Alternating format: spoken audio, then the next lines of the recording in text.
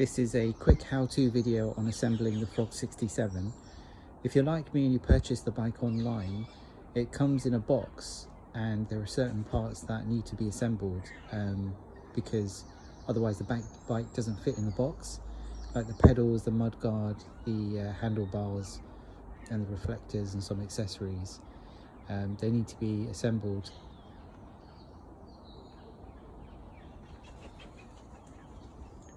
So the first thing you need to do is attach the handlebars, and the way you do that is you take off these 4 screws with an Allen key, attach the handlebars and then put the screws back in. So that was the first thing I did. And then this mudguard needs to be attached. The front mudguard needed to be attached. The rear mudguard was already assembled, so I didn't need to bother with that. This wire thing needs to be attached to the actual mudguard, and the way you do that is there's a clip here with 2 screws. So you need to attach that with a Phillips screwdriver. Using an Allen key, you need to attach it to the actual frame. There's one here, there's the same clip on the other side. And there's a screw and a bolt that needs to be screwed in here using an Allen key. So once the mudguard is on, you can then put the front wheel on.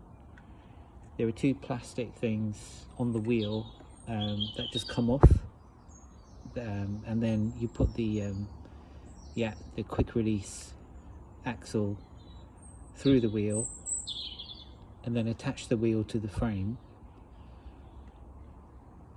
The V-brakes, they're already released, so that's fine. It's quite straightforward to put the wheel on the frame, and then once you've done that, you then need to reattach the V-brakes. You squeeze this in and attach the noodle to the V-brakes. There's a good how-to video on adjusting these brakes if you need to, and I'll put those in the link below. So once the handlebars, the mudguard and the front wheel are on, you can then do the pedals. That's quite straightforward to do. They just thread in to the crank here. The only odd thing is this one, the right hand side, they're each labelled, so one has a big R on it, the other one has an L on the side, so you know which side it goes on. The one on the right, when you screw it in, it goes in clockwise, but this one, when you screw it in on the left, it goes in anti-clockwise.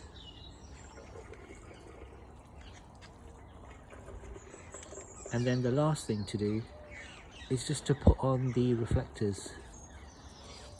So there's 2 on the rear, 2 on the front.